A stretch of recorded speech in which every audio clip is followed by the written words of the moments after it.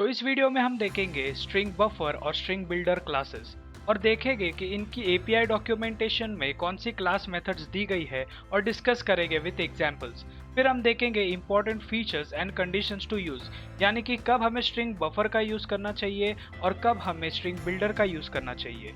और इन्हीं की मदद से हम जानेंगे कि एग्जैक्टली डिफरेंस क्या है स्ट्रिंग बिल्डर और स्ट्रिंग बफर क्लास में। तो आइए देखते हैं। सबसे पहले हम डिस्कस करेंगे प्रॉब्लम्स विद स्ट्रिंग क्लास। तो आपको पता ही होगा स्ट्रिंग क्लास के ऑब्जेक्ट्स इम्यूटेबल होते हैं, तो हम इसका डेटा मॉडिफाई नहीं कर सकते। Second is no class method to override and modify the data.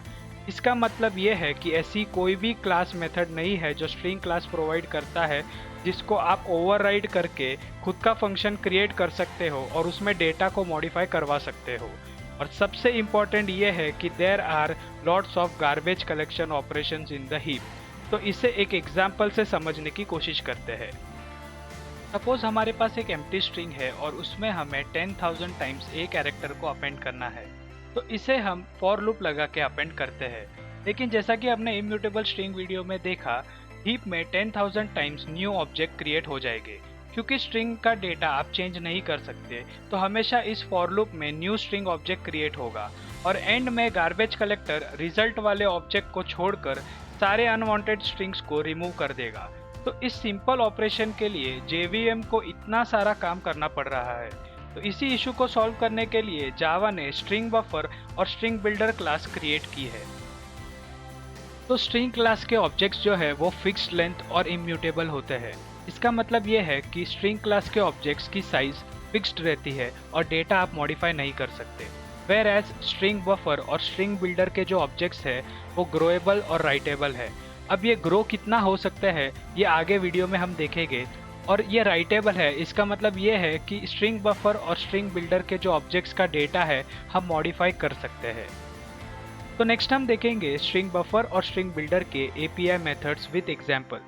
दोनों के एपीआई मेथड सिमिलर ही है, सो हम स्ट्रिंग बफर को कंसीडर करेंगे और आप सेम चीज स्ट्रिंग बिल्डर के लिए अप्लाई कर सकते हो। तो how to initialize string buffer object.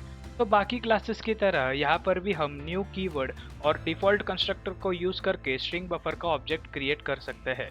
जब आप डिफॉल्ट कंस्ट्रक्टर को यूज करके ऑब्जेक्ट क्रिएट कर रहे हो तो जेवीएम 16 कैरेक्टर्स को लगने वाली मेमोरी रिजर्व करता है without reallocation. It means 16 characters will be stored in continuous memory location. तो जब भी आप डिफॉल्ट कंस्ट्रक्टर यूज करते हो तब एक एम्प्टी स्ट्रिंग क्रिएट होती है और 16 कैरेक्टर्स को लगने वाली मेमोरी भी रिजर्व हो जाती है। तो ऐसे ही आप पैरामीटराइज्ड कंस्ट्रक्टर को यूज करके भी स्ट्रिंग बफर का ऑब्जेक्ट क्रिएट कर सकते हो। तो यहाँ पर हम अलग से स्ट्रिंग बफर की साइज सेट कर रहे हैं। तो JVM 20 कैरेक्टर्स को स्टोर करने जितनी मेमोरी अलोकेट करके एक एम्प्टी स्ट्रिंग क्रिएट करेगा। बट ये फिक्स साइज नहीं रहेगी, क्योंकि जैसे ही आप फ्यूचर में डेटा मॉडिफाई करते हो तो स्ट्रिंग की साइज ग्रो हो सकती है। तो JVM उस हिसाब से उसकी साइज चेंज कर देगा।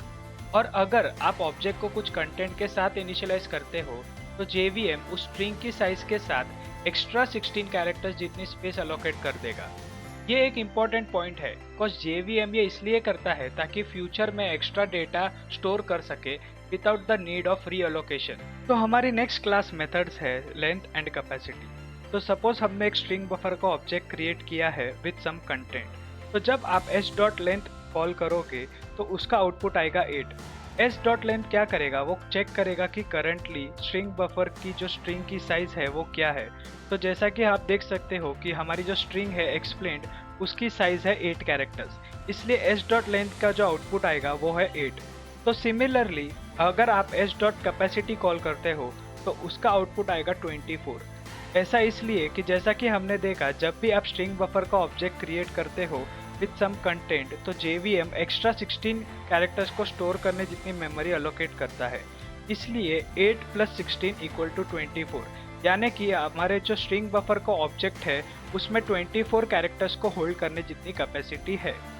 नेक्स्ट मेथड है इंसर्ट। तो अगर आपको किसी भी पोजीशन पे स्ट्रिंग को स्टोर करवाना है तो आप इंसर्ट मेथड यूज कर सकते हो। तो सपोज हमारी स्ट्रिंग है हाउ यू और हमें इसके बीच में r को ऐड करना है, सो डैट हमारी स्ट्रिंग हो जाएगी how are you.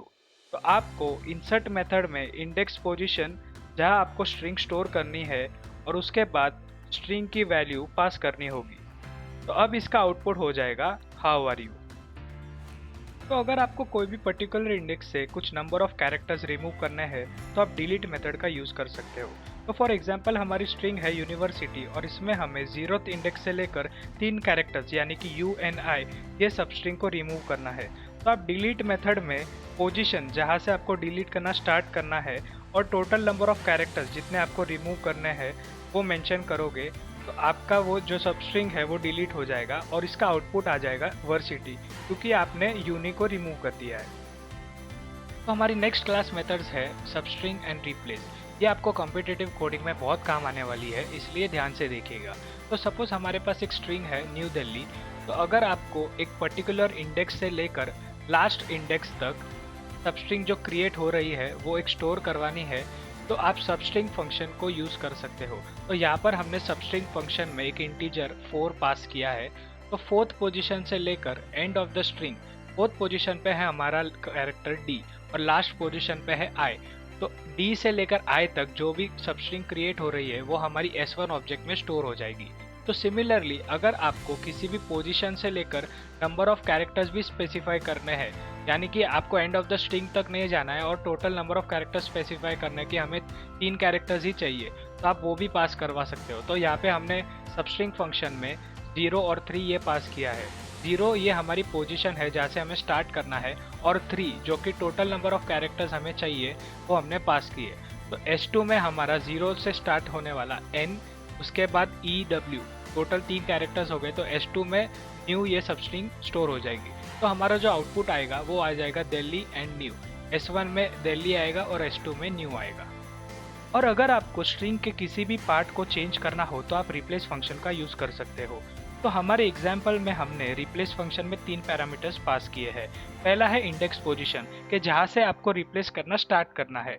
Second is number of characters, index position से लेकर आगे आपको कितने कैरेक्टर्स रिप्लेस करने हैं।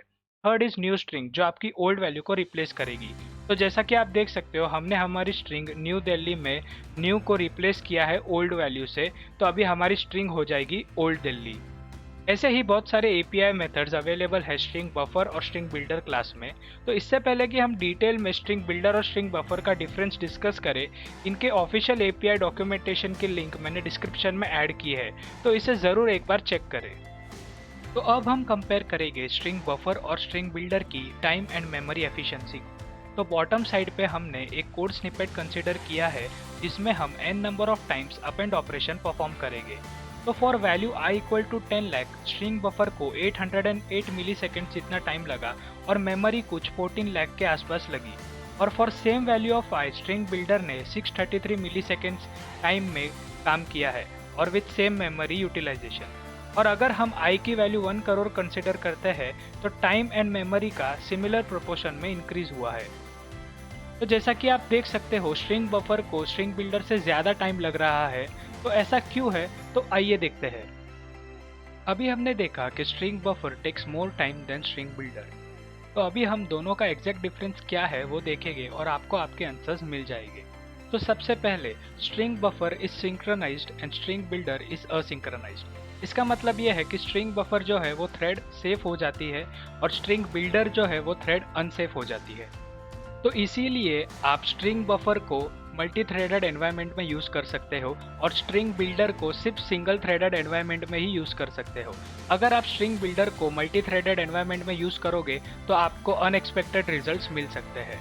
तो सिंक्रोनाइजेशन के लिए स्ट्रिंग बफर को एक्स्ट्रा ऑपरेशंस परफॉर्म करने पड़ते हैं। इसलिए जैसे कि हमने देखा स्ट्रिंग बफर ज़्यादा टाइम लेता है as compared to string builder. तो जैसा कि मैंने पहले मेंशन किया स्ट्रिंग बफर और स्ट्रिंग बिल्डर की API डॉक्यूमेंटेशन की लिंक मैंने डिस्क्रिप्शन में अटैच की है, तो उसे एक बार ज़रूर चेक करें। और वीडियो अच्छा लगा हो तो हमारे चैनल को सब्सक्राइब करें और वीडियो को लाइक करें।